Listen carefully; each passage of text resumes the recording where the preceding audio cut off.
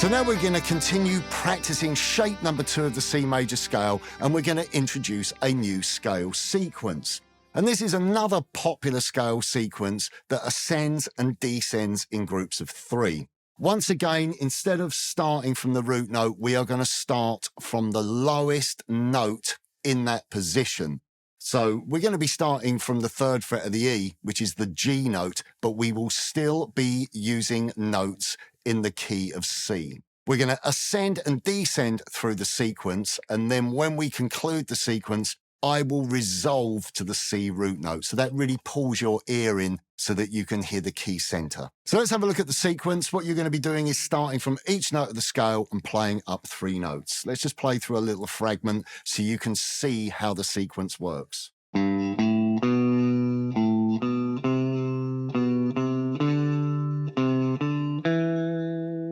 Okay, I start from each note of the scale,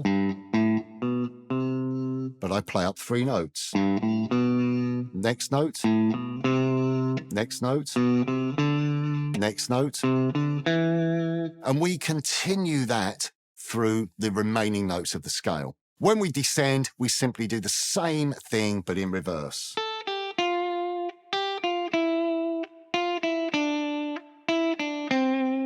And so on. And when you get to the lowest note in the scale, we will then resolve to the C root note. Okay, so now what I'm going to do is I'm going to play through this sequence for you with the click. Here we go.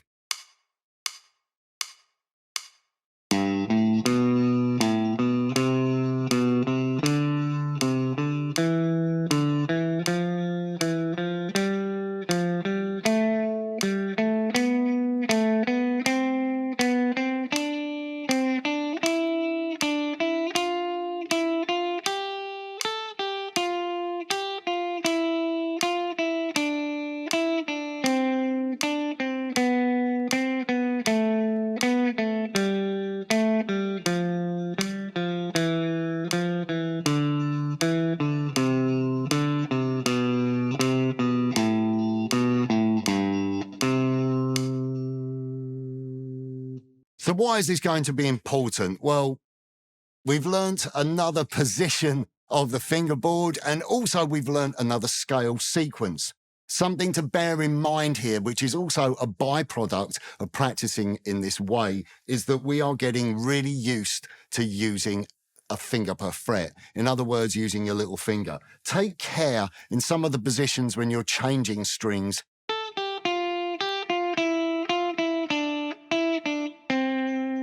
There you play your 3rd finger, but then you'll go and bring your little finger in. Okay, really try to pay attention to the fingerings. They are the most logical and most economical fingerings to play this shape with.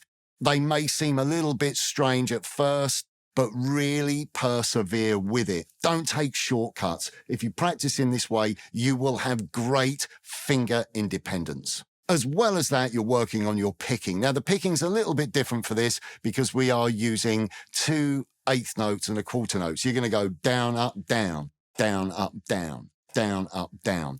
So you're not playing strict alternate for this exercise because of the rhythms. And once again, remember, with this scale sequence, it's not exclusive to this position. Try taking that sequence and applying it to shape number 1, in the same way as take the scale sequence we learned for shape number 1 and apply it to shape number 2. Try mixing things up a little bit with your practice to keep it interesting and inspiring. Okay, so now it's your turn to practice shape number 2 with our new scale sequence.